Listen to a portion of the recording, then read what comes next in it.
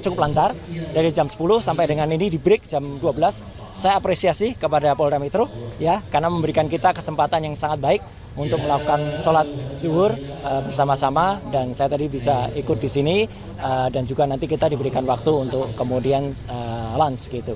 Nah, saya sendiri tadi ya sudah sampai pertanyaan ke-24 ya gitu, dan sudah sampai ke pertanyaan-pertanyaan yang lebih banyak soal identitas tadi gitu. Karena ketika ditanyakan yang lain, saya strict dengan Polda Metro ya. Polda Metro memberikan saya surat undangan untuk peristiwa tanggal 26 Maret tahun 2025. Ya, harusnya itu pertanyaannya. Jadi ketika ada pertanyaan yang lain, ya saya keberatan untuk jawab.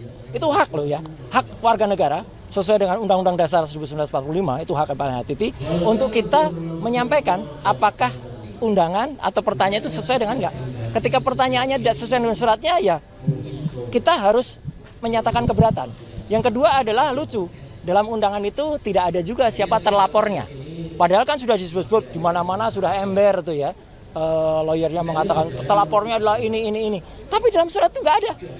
Jadi kalau dalam surat itu nggak ada, ya kita nggak wajib gitu melakukan klarifikasi. Pelapornya ada Joko Widodo, ya. Pasal-pasalnya banyak banget gitu ditulis. Tapi terlapornya nggak ada. Nah, terlapor ini penting ya teman-teman.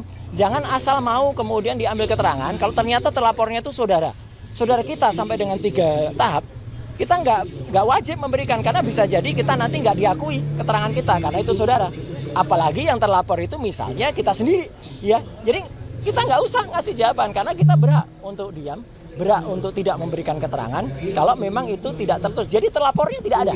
Ini penting banget ya, terlapornya. Yang kedua adalah locus delicti dan tempus delicti 26 Maret itu saya berpegang ke situ. Jadi kalau bukan itu yang ditanyakan, saya keberatan untuk jawab. Kemudian satu lagi adalah barang buktinya. Itu disebut Undang-Undang Informasi Elektronik bla bla bla bla. Mohon maaf sekali lagi.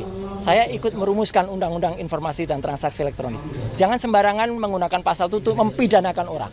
Ya, Undang-Undang Informasi Transaksi Elektronik dibuat dengan niat baik agar Indonesia itu terlepas dari dikucilkan ke dunia internasional karena kita tidak memiliki undang-undang dalam bidang e-commerce. Jadi pasal-pasal itu adalah misalnya untuk 32 dan 35. Itu misalnya untuk seseorang ngirim bukti transfer kepada teman. Tapi bukti transfer direkayasa, diutak-utik. 1 juta dijadikan 10 juta. Nah, itu yang dipidana. Ada orang misalnya ya posting ini ijazah asli gitu ya. Tapi ternyata yang punya ijazah nggak mengakui kalau itu asli. Ya, kader partai itu. Ya, dia yang harusnya bisa kena itu.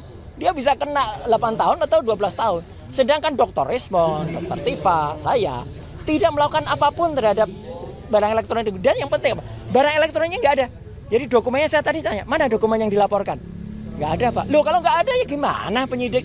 Gitu loh. Kenapa nggak ada dokumen elektronik? Ini Undang-Undang Informasi dan Transaksi Elektronik. Pasal 5 ayat 1-nya harus ada dokumen elektronik. Jadi kalau dokumen elektroniknya nggak ada, jadi saya ngajak teman-teman untuk lebih berpikir ya, termasuk juga penyidik ya. Jangan Anda mau ya diminta untuk mencantumkan pasal-pasal yang bukan peruntukannya gitu loh. Jadi 3 itu yang kemudian saya pertanyakan ya, diselundupkan pasal itu. Jadi sekali lagi teman-teman, saya tetap mengapresiasi Polda Metro dan saya cepat ya jam 10 tadi itu sudah 24 pertanyaan. Download Tribun X sekarang. Menghadirkan lokal menjadi Indonesia.